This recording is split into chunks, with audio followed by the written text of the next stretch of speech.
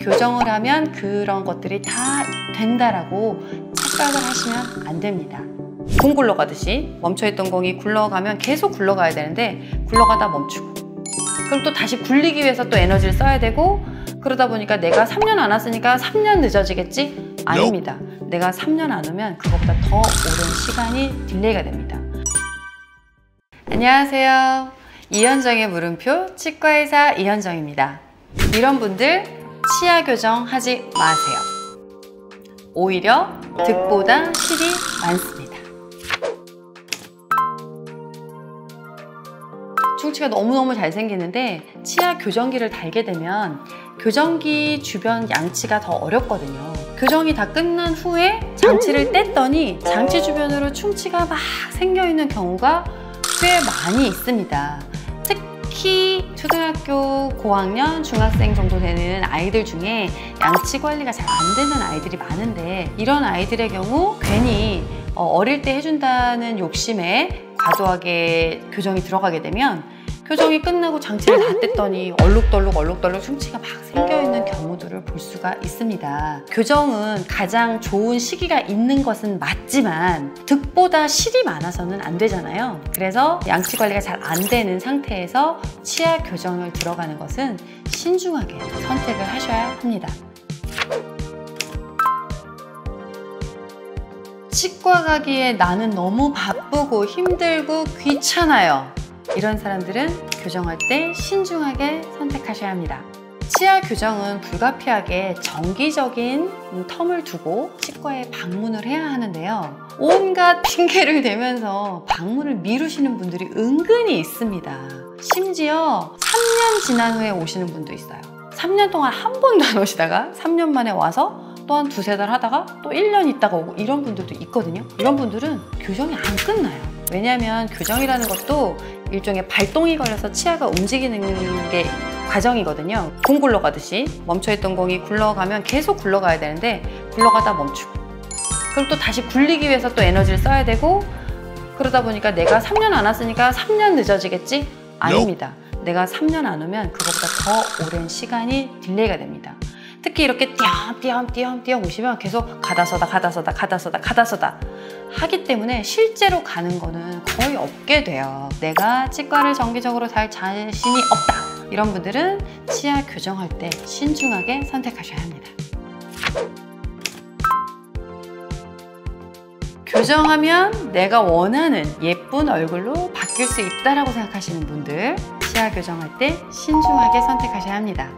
간혹 얼굴에 비대칭이 심하신 분들 중에 교정을 하면 비대칭이 개선되는 줄 알고 계시는 분들이 꽤 많습니다.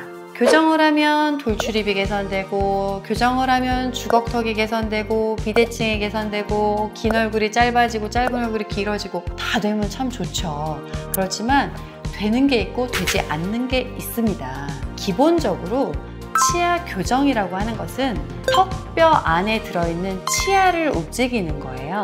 치아를 움직이는 거지 이 턱뼈를 같이 쥐고 움직이는 것은 아닙니다. 제가 가장 많이 쓰는 표현 중에 하나가 호수에 배가 떠 있는데요.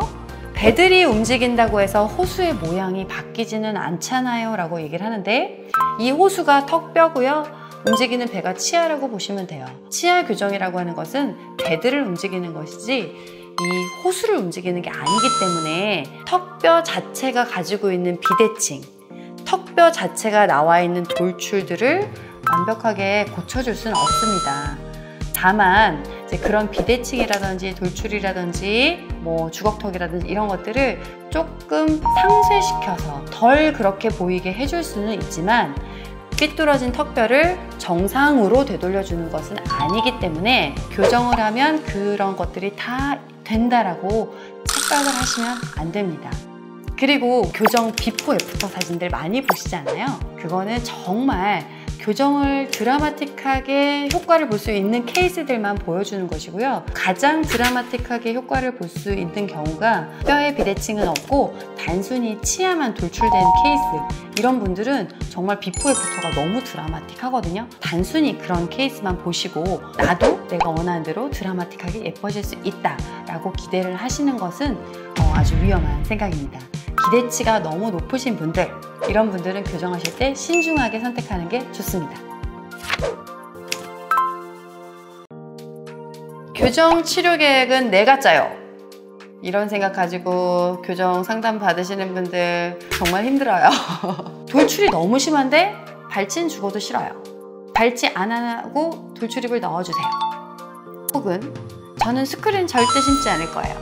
이런 식으로 제한을 딱 못 박는 경우 정말 치료 계획 짜기가 힘듭니다. 물론 가능하면 발치하지 않았으면 좋겠어요. 가능하면 스크류를 사용하지 않았으면 좋겠어요 정도는 당연히 환자의 권리로서 얘기를 할 수 있습니다.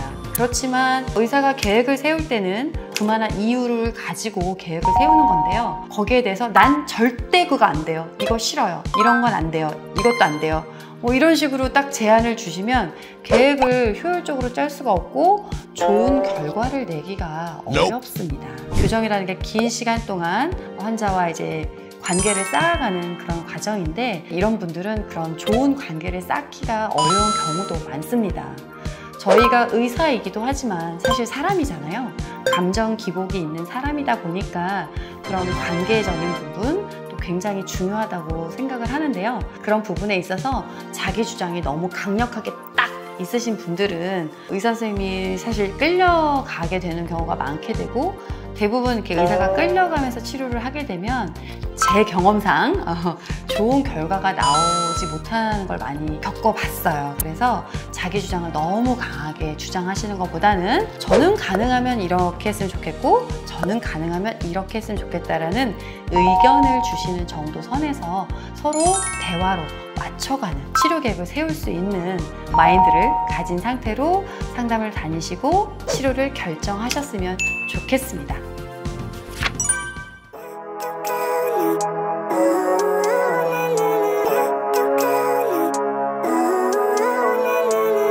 Living life, every day, late at night, not okay.